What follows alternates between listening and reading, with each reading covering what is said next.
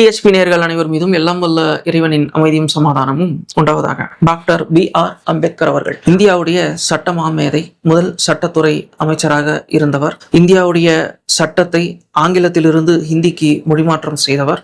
கூடவே ஒடுக்கப்பட்ட விளிம்பு நிலை மக்களுக்கு இடஒதுக்கீடை கொடுத்து மிகப்பெரிய அளவில் அவர்களுக்கான வாய்ப்பை திறந்து விட்டவர் அப்படின்னு இவரை பத்தி நம்ம சொல்லிக்கொண்டே போகலாம். காந்தி அவர்களுக்கு அடுத்தபடியாக உலகம் முழுவதும் இந்தியாவின் சார்பாக மிகவும் பிரபலம் அடைந்தவர், புகழ் பெற்றவர் அப்படின்னு சொன்னா அது நம்ம அம்பேத்கர் அவர்கள் தான். அம்பேத்கர் அவர்களை பத்தி பேசுறதுக்கு நிறைய விஷயங்கள் இருக்கு. இப்ப நம்ம பார்க்க போறது அவருடைய மதமாற்றம் ஏன் நடந்தது அப்படிங்கிற அந்த ஒரு விஷயத்தை நம்ம தேடி பார்க்கும் பொழுது அந்த நேரத்திலிருந்து இன்னி வரைக்கும் அது ஒரு மிகப்பெரிய சர்ச்சையான விஷயமாகவே இருக்கிறது அப்படிங்கிற அந்த ஒரு விஷயத்தை பார்க்கிறோம். அவர் மதமாற்றம் செய்தாரா அப்படிங்கிற ஒரு முக்கியமான ஒரு கேள்வி வருது. காரணம் என்னவா இருக்குது அப்படின்னா, அந்த மதமாற்றத்தை கூட அவரால் உளப்பூர்வமாக மனப்பூர்வமாக அவர் தன்னுடைய இஷ்டப்படி செய்ய முடியல அப்படிங்கிறது தான் வரலாறுல இருந்து நாம தெரிஞ்சு கொள்ளக்கூடிய செய்தி. 1932, 33 இந்த காலகட்டத்திலிருந்தே அவருக்கு அந்த மதமாற்ற சிந்தனை வந்திருக்கு அப்படிங்கிறது தான் நம்ம பார்க்கிறோம். ஏன்னா ஜாதிய ரீதியாக அவர் தாழ்த்தப்பட்ட சமுதாயத்தை சேர்ந்தவரா இருந்தார். அப்படி இருக்கும் பொழுது பெரிய அளவுல அவர் புறக்கணிப்புக்குள்ளாகிறார், அவருடைய மொத்த சமுதாயமும். அன்னைக்கு அந்த ஜாதிய ரீதியான ஒடுக்குமுறைங்கிறது மிகப்பெரிய அளவுல இருந்துகிட்டு இருந்தது. பொது வெளியில கூட இந்த ரோட்ல இவங்க தான் நடக்கணும், அவங்க நடக்கக்கூடாதுங்கிறது ஒரு விதியாவே இருந்தது. இந்த தெருவுல நாம போகும்போது செருப்பு போடக்கூடாது, துண்டை தோல்ல போடக்கூடாது அப்படிங்கிறது அங்க ஒரு எழுதப்படாத விதியா இருந்தது. பொது குளங்கள்ல கூட இவங்க தான் இறங்கணும், இவங்க தான் இந்த தண்ணியை பயன்படுத்தணும், குடிக்கணும் அப்படிங்கிற மாதிரியான விஷயங்கள்லாம் அங்க நடந்துகிட்டு இருந்தது. அப்ப தொடர் புறக்கணிப்பை அவர் பார்க்கிறார், தொடர் புறக்கணிப்பை அவர் உணர்றார். ஏன்னா அவருக்கே அந்த அனுபவம் இருக்கு.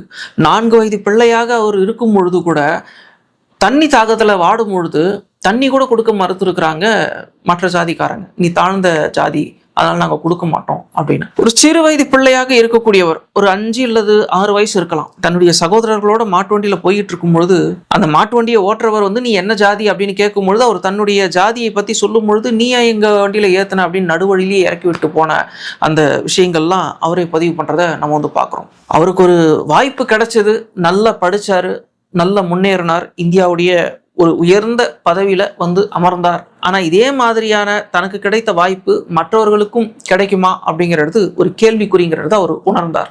அப்ப அவர் என்ன பண்றாரு அப்படின்னா, ஒடுக்கப்பட்ட சமுதாயத்தை சேர்ந்தவர்கள், தாழ்த்தப்பட்ட சமுதாயத்தை சேர்ந்தவர்களுக்கு இடஒதுக்கீடுங்கிறது மிக கண்டிப்பாக வேணும் அப்படிங்கிற ஒரு வாதத்தை முன்வைக்கிறார்.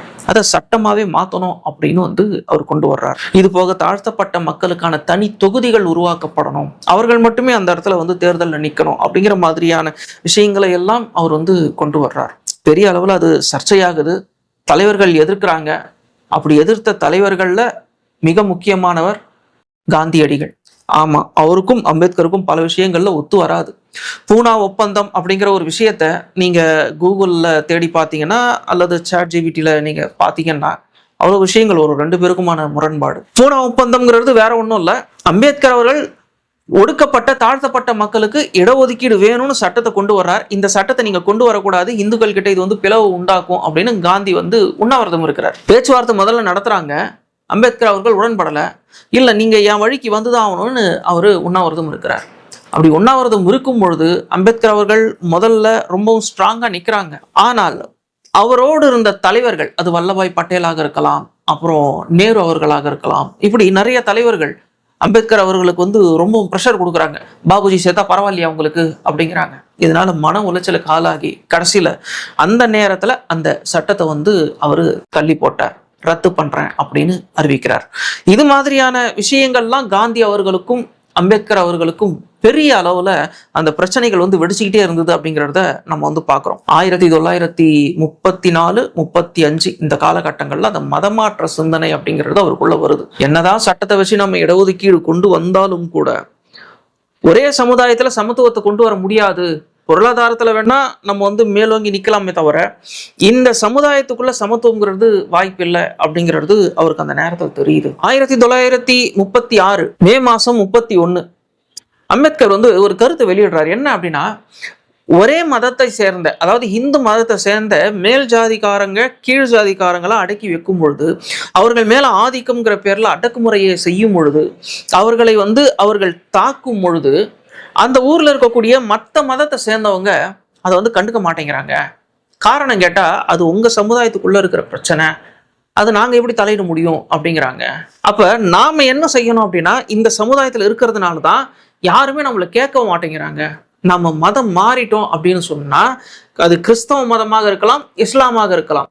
அப்ப அந்த மதத்தை சேர்ந்த எல்லாரும் நம்மளுக்காக வருவாங்க, இங்க வந்து சமத்துவம் இருக்கு அப்படிங்கிற ஒரு நிலைக்கு அம்பேத்கர் வந்த காலகட்டம் அதுதான். அப்ப இது குறித்து தொடர்ந்து அம்பேத்கர் வந்து பேசிக்கிட்டே இருக்கிறாரு. அவருடைய பத்திரிகைகள்ல தொடர்ந்து எழுதிக்கிட்டே இருக்காரு. பகிஷ்கரியா பாரத அப்படிங்கிற ஒரு பத்திரிகை, அதுல வந்து அவர் தொடர்ந்து எழுதிக்கிட்டே இருக்காரு. மக்கள் கிட்ட மிகப்பெரிய பரபரப்பை வந்து அந்த நேரத்தில் ஏற்படுத்திக்கிட்டே இருக்கு.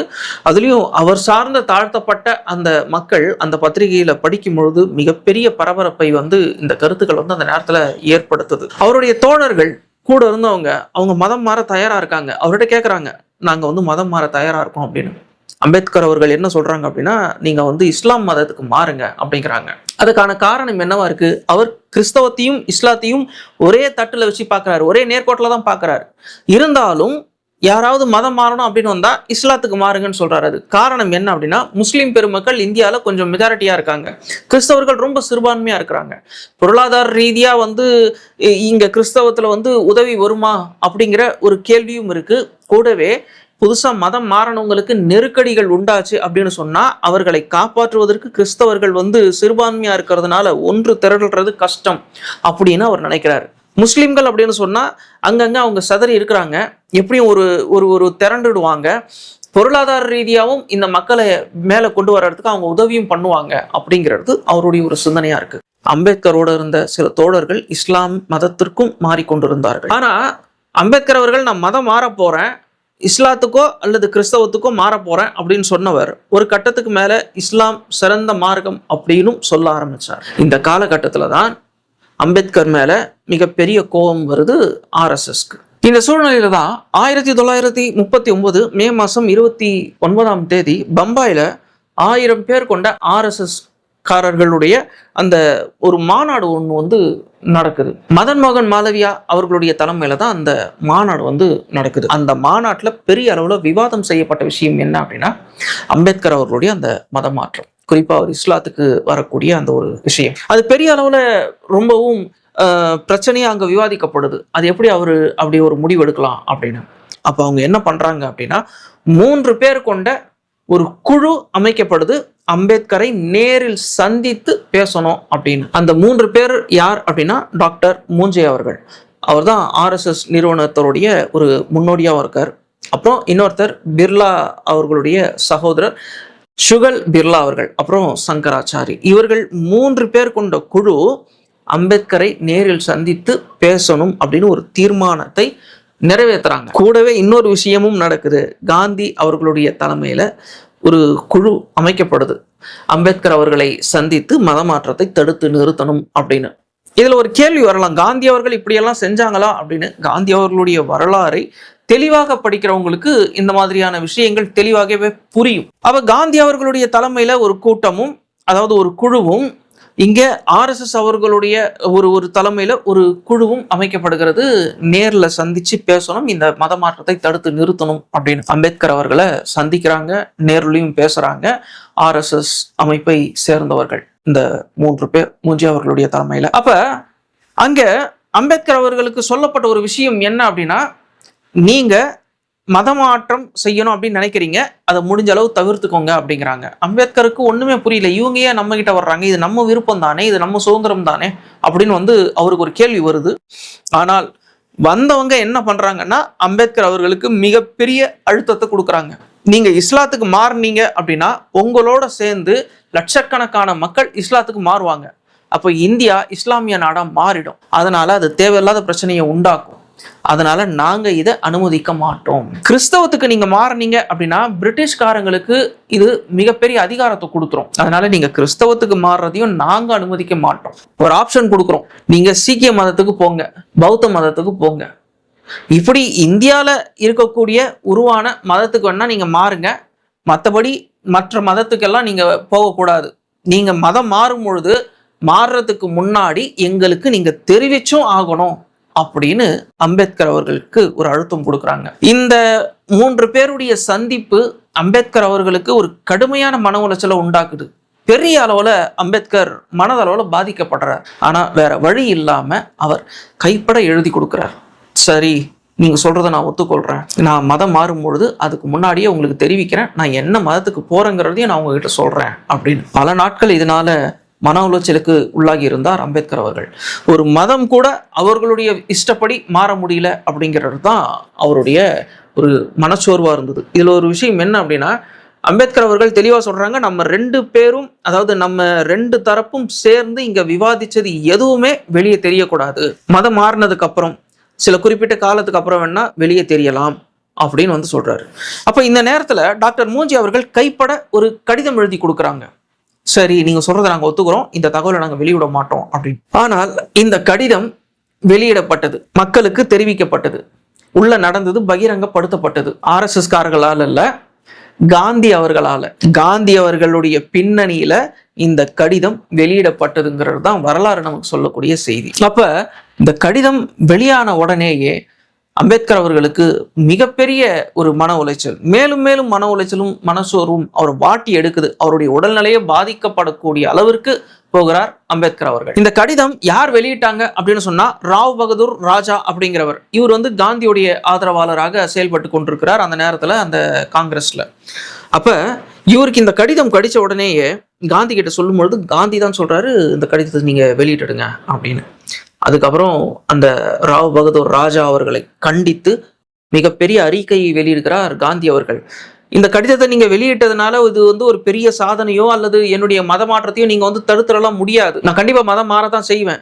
ஹிந்துவா நான் பிறந்தது வேணா தவறா இருக்கலாம், ஆனா நான் ஹிந்துவா சாக மாட்டேன் அப்படின்னு ஒரு மிகப்பெரிய அறிக்கையை காட்டமாக வெளியிடுகிறார் அம்பேத்கர் அவர்கள்.